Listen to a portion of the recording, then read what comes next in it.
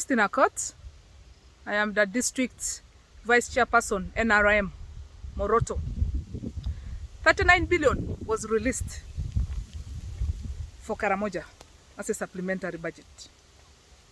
Another 135 billion was also released for procurement of relief food items to save the Karamojongs from the anger that was ravaging the area. When you put all this money together, 22 billion was planned for buying the gala goats, which gala goats did not even arrive to Karamoja.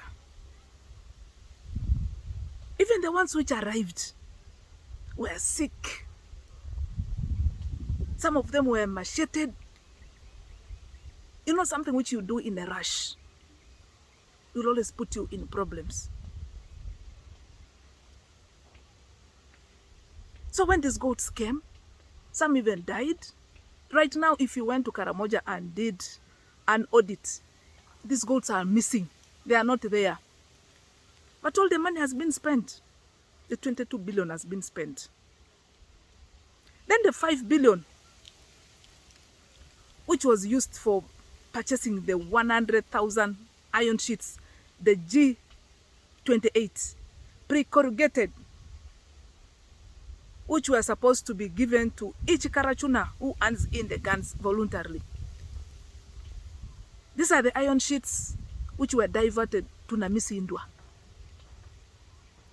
Dr. Kitutu, who is the Minister for Karamoja Affairs, requested for 12,200 iron sheets, which she loaded in the truck and took to Namisi Indwa. Some of them she gave to other ministers who don't even belong to Karamoja Affairs Ministry, and even some MPs. That's why it was called a bonanza, because anyone could come and pick these iron sheets. But little did the Kitutu know that the promise that the president had made to the Karamojongs when he was in Moroto was still on. So just this month of February, the MPs were asking for the iron sheets, because the Karachunas down there had demanded for the iron sheets.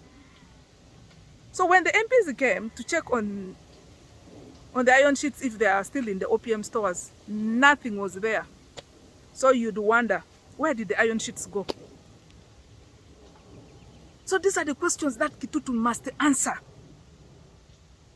Just imagine, if you put all these billions of shillings together, it would have done something tangible for the Karamojongs. But I think these are the reasons why these Karamojongs are going back to the what? To the roads. That's why insecurity is still persistent in Karamoja. Because the people who have been put in these dockets see that this is an eating ground for them. You cannot take advantage of vulnerable groups like this.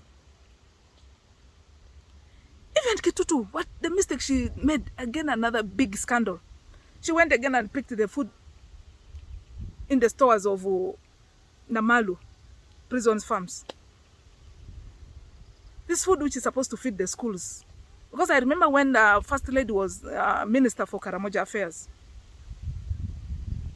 she put it as a point that instead of Karamojongs receiving handouts from NGOs, from organizations, let them also learn how to grow food so that they can feed themselves.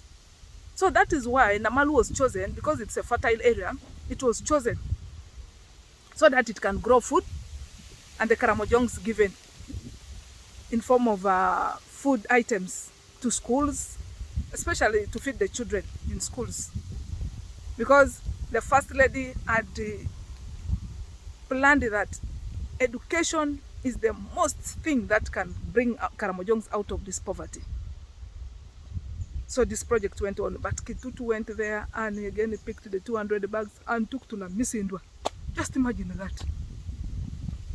What a scandal has not taken place in the Ministry of Karamoja Affairs, my friends. This is a shame. Shame to NRM. shame to the president who appointed Kitutu as a minister for Karamoja Affairs. You see? And as a woman, it is really shame. Even me, myself, I'm ashamed. We women were trusted by the president, but see how the women have ashamed us. Recommendations to the president and to the select committee.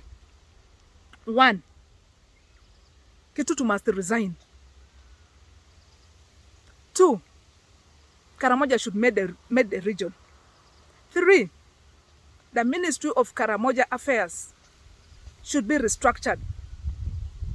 4, forensic audit should be done on the whole Karamoja ministry.